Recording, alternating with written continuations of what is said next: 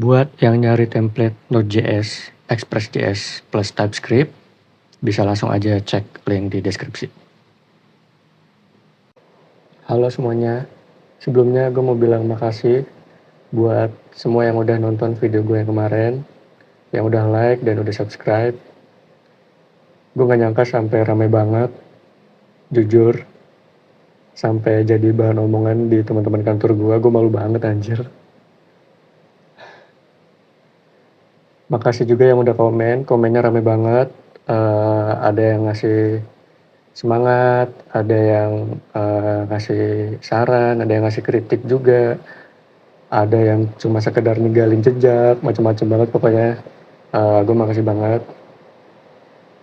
Cuman sekali lagi, di sini gue mau klarifikasi. Anjir, baru video pertama udah klarifikasi. Ya gue mau nekanin sekali lagi kalau gue ini sekarang ada kerjaan, oke? Gue bukannya pengangguran. Ya mohon maaf ya, mungkin emang muka gue yang melas banget di video itu, jadi kelihatan sedih banget. Tapi sekali lagi, di video itu juga gue udah bilang kalau gue itu ada kerjaan, guys. Gue kerja full time sebagai software developer, dan gaji gue di perusahaan yang ini, yang sekarang, itu udah lumayan oke. Kalau gue mau cari gaji yang lebih gede dengan pindah kerjaan, loker-loker di Indonesia juga range gajinya sama aja, bahkan di bawah gaji gue yang sekarang. Jadi ngapain gue pindah? Jadi kalau gue mau cari gaji yang lebih gede, yang mungkin bisa naik berkali-kali lipat, ya gue harus cari kerjaan di luar negeri misalnya. Tapi untuk dapat kerjaan di luar negeri juga nggak segampang itu. Untuk kita bisa dapat gaji ribuan dolar, nggak segampang yang dijanji-janjiin oleh bootcamp. Lo harus punya pengalaman dulu, lo harus punya portofolio yang bagus dulu, lo harus bisa buktiin kalau lo itu punya skill yang di atas rata-rata dan bisa berguna buat perusahaan gitu, bisa berguna buat mereka. Makanya sekarang gue mau break dulu sejenak karena gue udah capek apply kerja, mau yang ke Indonesia ataupun yang ke luar negeri. Karena gue mau bagusin portofolio gue dulu nih, supaya nanti ada yang bisa gue banggain gitu. Dengan cara gue mau bikin SaaS, gue mau bikin real product yang emang bisa memecahkan masalah orang-orang, bisa mendatangkan user, dan pada akhirnya bisa mendatangkan profit. Ya syukur-syukur bisa menjadi side income gue gitu. Dan kalaupun SaaS-nya nggak begitu untung misalnya, ya balik lagi ujung-ujungnya bisa tetap gue taruh sebagai portofolio gitu kan. Nah nanti kalau produknya udah jadi dan portofolio gue udah gue bagusin, baru gue mungkin bisa lebih pede buat apply lagi, atau mungkin sekalian apply yang di luar negeri itu gitu. Tapi kalau untuk sekarang, gue masih mau lanjut kerja di sini. Untuk HR gue baik, Mas Mbak HR. Sambil gue ngerjain SaaS yang mau gue bangun sekarang ini sebagai side project gue gitu. Nah, langkah pertama gue untuk membuat SaaS ini adalah gue bikin template starter Node.js, Express.js plus TypeScript yang akan gue share juga ke kalian. Kenapa gue bikin template? Supaya kedepannya bisa gue pakai lagi berkali-kali tanpa harus ulang dari awal.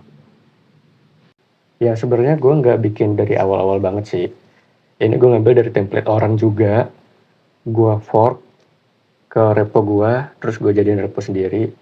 Terus gue update package-nya dan gue tambahin beberapa fitur, yaitu gue sambungin dengan Prisma ORM, dengan database MySQL, dan gue udah lengkapin sama fitur root user dan authentication dengan JWT.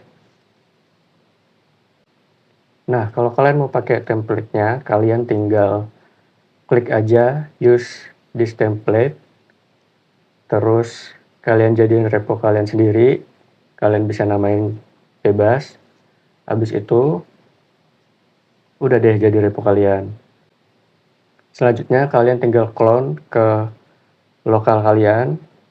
Habis di clone tinggal install dependencies. Habis itu bisa kalian langsung pakai buat bikin project kalian sendiri. Nah, kalau udah ada di lokal kalian gini, kalian bisa tinggal buka kode editor kalian, boleh VS Code atau Cursor misalnya. Terus kalian bisa tinggal bilang ke AI-nya, "Hai AI, ini saya baru saja download repository dari template starter Node.js dan Express.js. Coba kamu analisis struktur folder dan kode stylingnya gitu. Coba kamu analisis struktur folder dan fitur-fitur apa saja yang sudah ada gitu. Sampai situ dulu, biar AI-nya analisis dulu nih projectnya. Habis itu kalian bisa suruh AI-nya lagi buat bikin fitur bla bla bla sesuai dengan yang kalian mau. Bikin prompt yang sedetail mungkin supaya AI-nya nggak halu. Sekali lagi, gue nggak bakal bikin tutorial yang gimana-gimana. Kalau kalian mau cari tutorial atau tips-tips seputar vibe coding, kalian bisa coba cek channelnya Bang Raffi. Nih, di sana dia udah banyak banget konten soal AI dan vibe coding. Recommended. Kenapa gue pada akhirnya memutuskan untuk pakai AI lagi, untuk vibe coding lagi? Ya karena gue udah baca komen-komen dari kalian, banyak yang ngasih saran. Kalau kita nggak belajar prompt engineering, nanti kita bakal ketinggalan. Kalau seandainya kita lagi vibe coding terus banyak error-error, itu berarti promptnya yang kurang benar. Dan macam-macam, pokoknya gue udah bacain komen-komen kalian satu-satu, gue selalu baca. Makasih buat saran-sarannya. Dan juga setelah gue nonton videonya Bapak dosen kita semua, Pak Sandi Kegali, yang ini nih videonya. Nah, gue jadi tersadar gitu, kalau 2026 ini, itu udah bukan zamannya lagi perdebatan vibe coding versus manual coding gitu. Yang menang bukan yang ngetik manual, tapi yang menang adalah yang bisa vibe coding tapi juga tetap mengerti codingan yang dihasilkan oleh AI. Kita harus tetap bisa mengarahkan AI-nya supaya kode yang dihasilkan sesuai dengan kemauan kita, dengan segala aspek pertimbangan security dan lain-lain. Terus SaaS-nya apa bang? Yang mau lu bikin software-nya apa bang? Nah, tenang dulu. Untuk produk SaaS-nya apa, gue belum bisa spill. Nanti gue akan spill setelah produknya jadi, minimal udah jadi MVP. Dan kalau nanti udah gue rilis MVP-nya, kalian bisa coba untuk testing-testing sebagai beta tester, anjay beta tester. Dan kalian bisa kasih feedback, misalnya kalian nemu bug atau kalian merasa ada yang kurang, atau kalian mau ngasih saran nih kayaknya kalau ditambah fitur ini bagus bang. Nah nanti akan mungkin gue tambahin fitur feedback atau ya cukup lewat email aja gitu. Tapi ya itu kalau kalian mau aja, kalau misalnya nggak mau ya nggak apa-apa gitu. Dan gue nggak akan minta kalian buat berlangganan produknya juga, karena ya produk yang gue bikin belum tentu target marketnya kalian gitu. Karena gue yakin kalian yang nonton gue pasti kan sama-sama software engineer mungkin, atau sama-sama pencari kerja mungkin. Ya mungkin akan ada beririsan lah, tapi ya pokoknya kalau mau ngetes silahkan, kalau enggak juga ya bebas aja lah, bebas asal sopan. Tadinya gue kan mau bikin video itu tiap minggu buat ngasih progres gue apa aja. Tapi karena sekarang udah tersadar dan gue uh, mau lanjut untuk coba dengan vibe coding, jadi ya kayaknya gue nggak perlu ngasih progres tiap minggu. Gue mau mempercepat timelinenya dari yang tadinya mungkin target gue dalam 3 bulan harus jadi app-nya, sekarang gue cepetin jadi 1 bulan atau bahkan kurang dari itu gitu, untuk minimal jadi MVP gitu. Tunggu aja video selanjutnya, nanti kalau udah jadi MVP gue akan share ke kalian. Oke, segitu aja video kali ini. Semangat buat teman-teman yang lagi nyari kerja, baik yang fresh graduate atau yang udah lama nganggur atau yang udah kerja tapi pengen nyari kerjaan baru.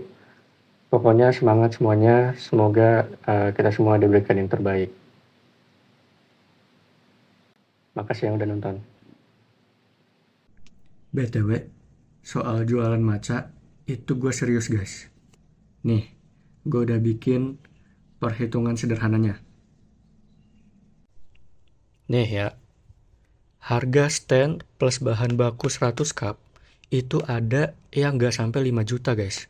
Cuman 4 juta udah dapet stand plus bahan baku buat 100 cup. Terus anggaplah kita butuh buat beli bahan baku lagi untuk sebulan itu 500 cup, kira-kira 500 ribu. Terus buat sewa lahan 1 juta dan biaya lain-lain, misalnya bayar es lah atau apalah, 500 ribu, di total jadi 6 juta. Ini untuk modalnya. Kemudian untuk harga jualnya per cup kita jual 15-20 ribu. Harga pokok produksinya 7-8 ribu. Ya kita ambil rata-rata profitnya per cup 10 ribu lah. Kalau kita target cuma 20 cup per hari aja, dikali 30, itu berarti kita udah bisa jual 600 cup per bulan. Sesuai sama ini ya, 100 cup plus 500 cup, 600 cup per bulan. Nah, total profitnya 600 dikali 10 ribu. Jadi total 6 juta. Modal 6 juta, untung 6 juta. Sebulan udah balik modal guys. Bulan depannya udah tinggal ngambil keuntungan doang. Itu kalau per cupnya 15 ribu. Gimana kalau gue jual per cupnya 400 ribu?